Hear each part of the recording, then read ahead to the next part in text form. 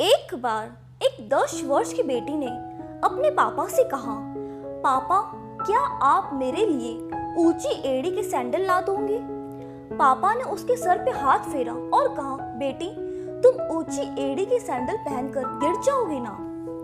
पर बेटी ने तो जिद पकड़ ली, पापा मुझे ऊंची एड़ी के सैंडल चाहिए तो चाहिए। पापा उसे जूते की दुकान पर लेके गए और दुकानदार से कहा, भाई कुछ ऊंची एड़ी के सैंडल भी दिखा दो ना। दुकानदार ने पूछा, भाई साहब क्या बात है, वैसे आपके पत्नी की चप्पल की साइज क्या है? उसने कहा, पत्नी के लिए नहीं बेटी के लिए चाहिए, सुबह से जिद पकड़ी है, ऊंची एड़ी के सैंडल चाहिए तो चाहिए। दुकानदार थोड़ा सकपका गया, उसने 3 ऊंची एड़ी के सैंडल निकालकर बेटी को दिखाई। बेटी ने सबसे ऊंची एड़ी के सैंडल पसंद किए। पापा उसे लेकर घर आ गए। फिर उसने ऊंची एड़ी के सैंडल पहनकर आईने में खुद को निहारा और बहुत खुश हुई। तभी उसका पैर फिसला और वो धड़ाम से नीचे गिर गई। उसके रोने की आवाज सुनकर उसके पापा आ गए और उसे बेड पर लिटाया और उसे मरहम लगाई। पर वो बहुत उदास हो गई। तब पापा ने उसे गोदी में सुलाया और बड़े प्यार से पूछा, बेटी तुम क्यों उदास हो? कौन सी बात है जो तुम्हें परेशान कर? तब बेटी ने बड़े प्यार से जवाब दिया, पापा पापा अब मैं लंबी कैसे दिखूंगी?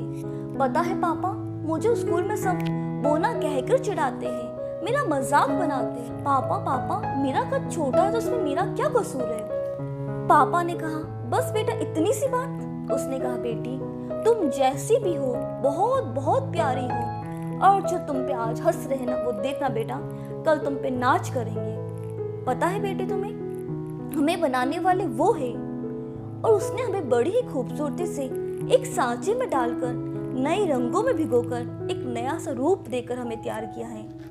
और जो हम पे हंस रहे ना, जो हम पे अंगुली उठा रहे ना, वो उस खुदा पे प्रश्न चिन्ह लगा रहे। इसलिए तू निराश ना हो बेटी।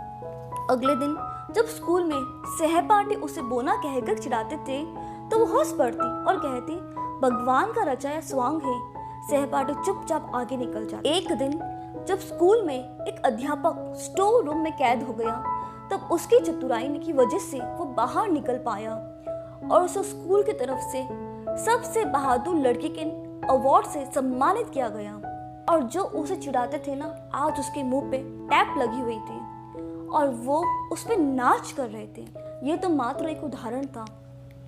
काली कुब्जी बोनी ठिंगनी माठी लाठी, पता नहीं किन किन शब्दों से मुझे बुलाते हैं। स्वांग रचाने वाले वो, तुम क्यों प्रश्न चिन्ह उठाते हो?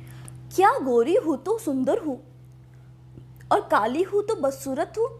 किसी की खूबसूरती का आकलन तुम क्यों खुद ही कर जाते हो?